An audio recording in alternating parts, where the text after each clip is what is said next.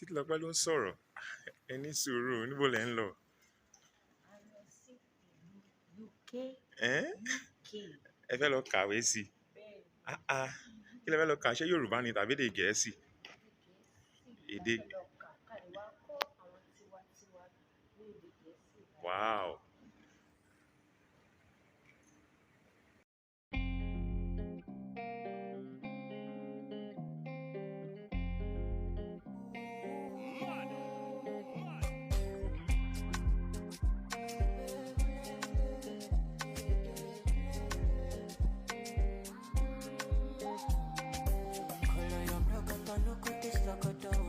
Body they draw me like a banana.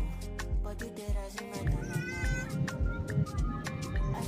Hello, good morning everyone. My name is Emma and I'm your Insight Manager. Can make us salute your commando.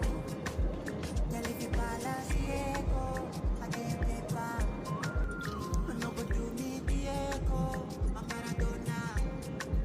Tell if I like your sueto, I'm a Farisa. Tell your back, keep it canedo.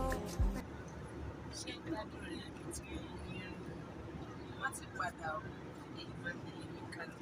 Tell if I like your sueto, I'm a Farisa. Tell your back, keep it canedo. And I can follow your Cresco, Cresco. Sunday, down the Cresco. Pay for your waist, and I go pay for your lace, pay for your waist. Sunday, down the Cresco.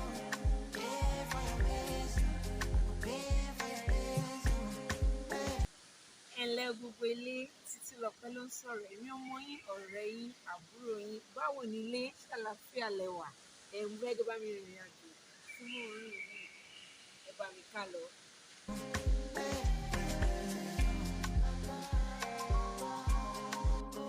Ẹ ǹlẹ́ o gbogbo ilé, ṣàlàáfíà lẹ wà?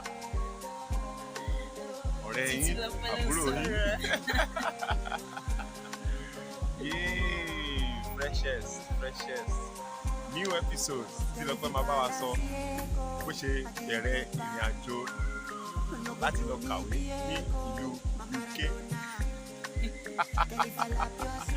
Ẹ máa bá wa lọ. Tell your back, keep it canedo. And I can follow your Cresco, Cresco.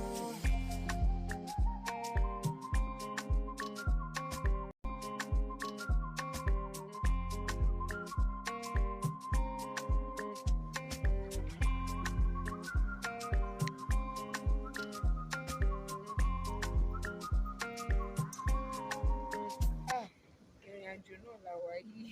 Ṣé àwọn tẹ̀lé mi lọ? Mo ń gbé yín lọ síbi tẹ́ ẹ̀ mọ̀. Bọ́ ẹwà rest assured pé ibi tó dáa ni mo ń gbé yín lọ. Titilope náà ni o, ẹ máa tẹ̀lé mi ká lọ.